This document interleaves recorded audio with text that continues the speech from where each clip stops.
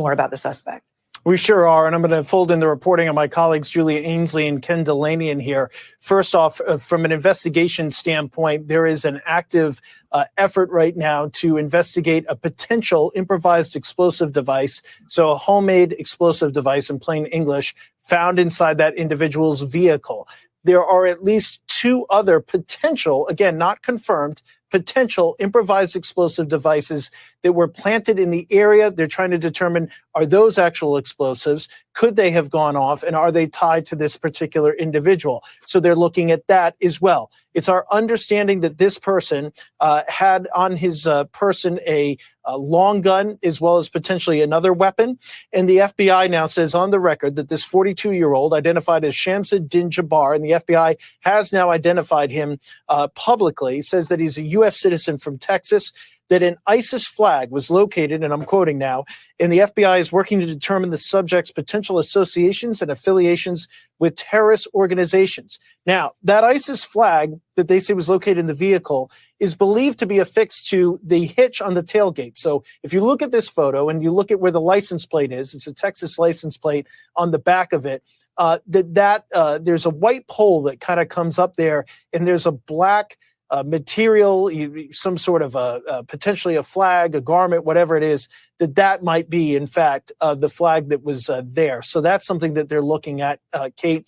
In addition, we're told that they're looking into this vehicle and where they got it from, but there's no indication at this point that the person who rented this vehicle, which may have been through an application, so there's kind of like an Airbnb for cars, that this individual rented out the car, but may not have known this person's intentions. That's something that law enforcement will continue to look into. But again, the headlines here, the FBI now formally confirming the information that we broke several hours ago, that Shamsuddin Jabbar is in fact the person they believe is responsible for this deadly truck attack.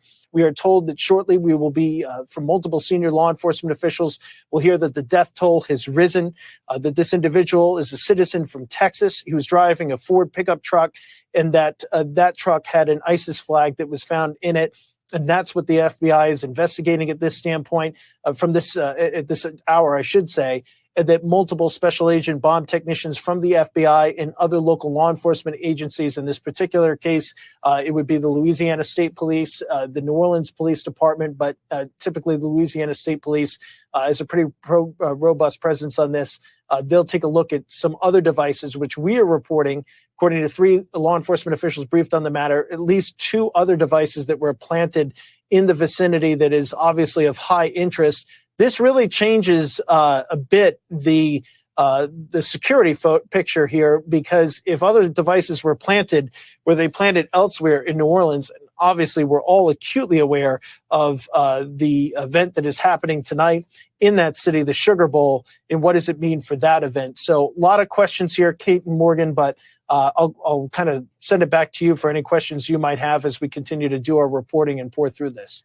Tom, first off, excellent reporting, because for our viewers who are just turning in, you gave us 4 really big new nuggets that really changed the landscape of what we've been seeing. You talked about the flag, ISIS flag. 2 potential IEDs. 3, more details from the suspect. We now know he's 42-year-old U.S.-born citizen born in Texas. And 4, you mentioned that the death toll was expected to rise.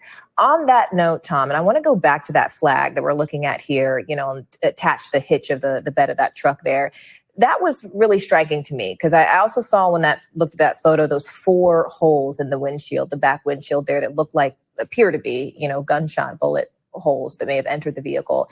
When you see that flag, does that give us any indication about whether or not he was working alone, or if he had known associates? And 2, Tom, do we have any, now that we have this name, do we have any indication of whether or not he'd had previous arrests, misdemeanors, felonies, anything in his record? That's something that we're still pouring through with respect to what is referred to in law enforcement circles as suspect pedigree. Where did they come from? What's their date of birth? Do they have any active lawsuits for or against them? Do they have any sort of criminal history? That's information that we're still in the process of going through, and we'd like to do a lot of verification to get to that point. You're seeing a video of the immediate aftermath. There were, according to a video, I think that we're hopefully going to be able to show folks shortly, that's just been forwarded to me from our affiliate in New Orleans. Basically, this stops, and then there's a a quick pause or two and then a tremendous exchange of gunfire. So the bullet holes that you're seeing on the back of that car could have come from police. They could have come from police firing from the front to the back. They could have been, it's just the picture's not clear enough, could have been shots fired from the back to the front. We are told that investigators are looking into whether or not he was firing as he was driving this vehicle, that he may have been firing a gun while driving the vehicle. That's something they're looking into. We don't have that confirmed. That's going to require, obviously, a lot of work from an evidence standpoint. Clearly, some of that probably based off of eyewitnesses. We'll see if that turns out to be true, but they're at least looking into it. This idea, by the way, of flying an ISIS flag on the back of a pickup truck is something that we've seen before. Sayfullo Saipov, back in October of 2017 on Halloween, drove down the Upper West Side Highway here in New York City and conducted a terrorist attack in the name of ISIS, killing 8, injuring over a dozen. He had talked about, according to court records, the idea of actually flying an ISIS flag from the back of his truck, coincidentally, also a rented pickup truck, that from a major retailer. But he talked about doing that, but thought it would attract too much attention and that the NYPD would see that and immediately try to stop him. Obviously, that's something that would certainly grab the attention of law enforcement, frankly, anybody. That flag is kind of ubiquitous in our society. So that is something that we've seen, talked about before, and that is something, obviously, that is of interest. The idea of driving through a crowd in vehicle ramming attacks is something that we've seen over the last decade. It's talked about in almost every single major propaganda that comes out from various terrorist organizations. And as we recently reported on NBC News Now, in a story I believe we talked about, was the idea of how terrorist organizations are now using AI to produce terrorist propaganda because it allows them to be anonymous. You have the face and the voice of it being a computer somewhere instead of being an actual person, makes it more difficult for investigators to try to determine who is behind that propaganda. So this is an evolving landscape, a reminder that as we've been reporting here at NBC News for the past 9 months,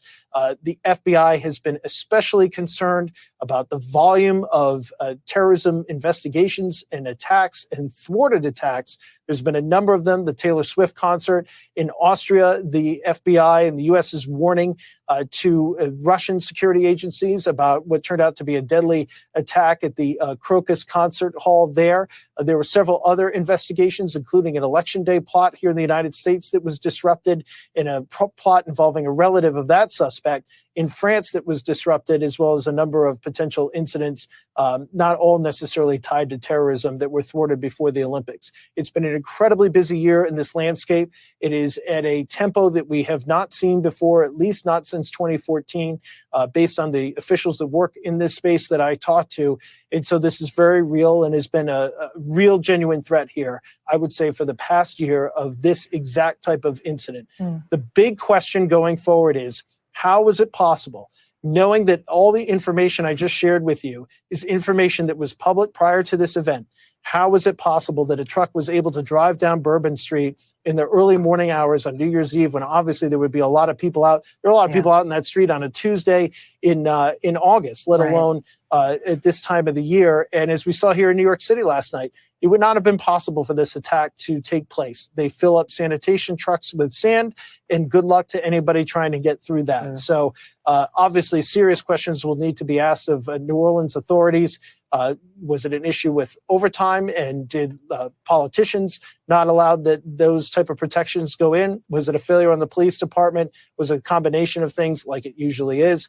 Time will tell. Yeah. Tom, before we let you go, can I just ask one question about the victims in all this, the people who've died, the people who are still hurt and in hospitals? Because you said when we came to you that the death toll has risen, which is the worst news we could imagine. Is this because many of the injuries are very severe and we're finding out that they're passing away at the hospital? That's exactly right. The injuries here were horrific in nature. We're told I don't think I need, out of respect to the victims, to get into specific details that we're being told and hearing. But we do expect the next time that we get a briefing from city officials for that death toll to rise. It's not because of any lack of extreme effort by the medical community. It's just injuries are injuries. And when you're hit with a truck at that level, high rate of speed, and if this idea that he was in fact firing out of the truck at that time, obviously that would have added additional problems for the people that were in that crowd.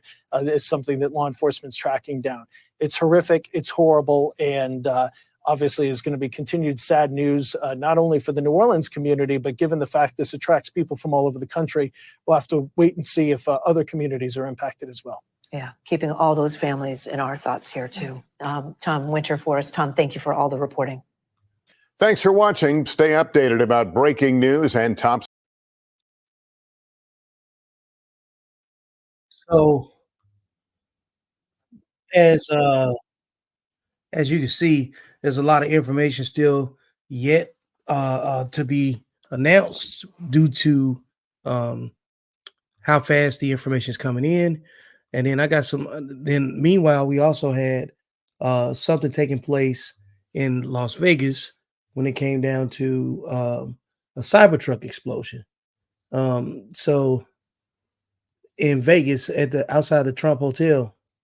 So I'm gonna pull something up on that in a second. And in the meantime, we'll get you guys prepped with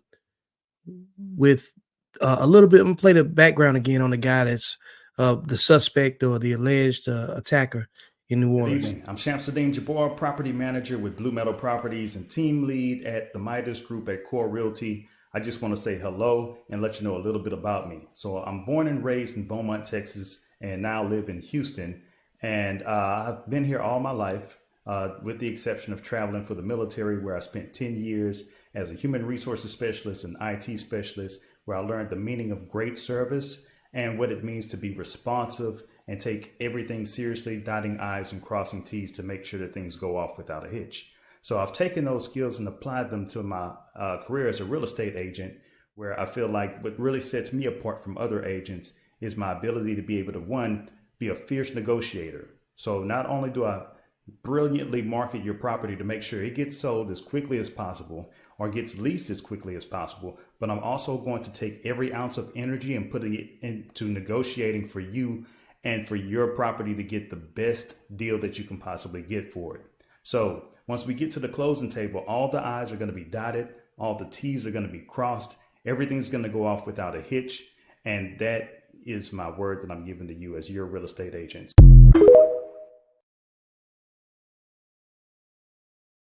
Okay, that was the suspect. And then we got a lot happening today, folks. We got multiple law enforcement sources now telling NBC News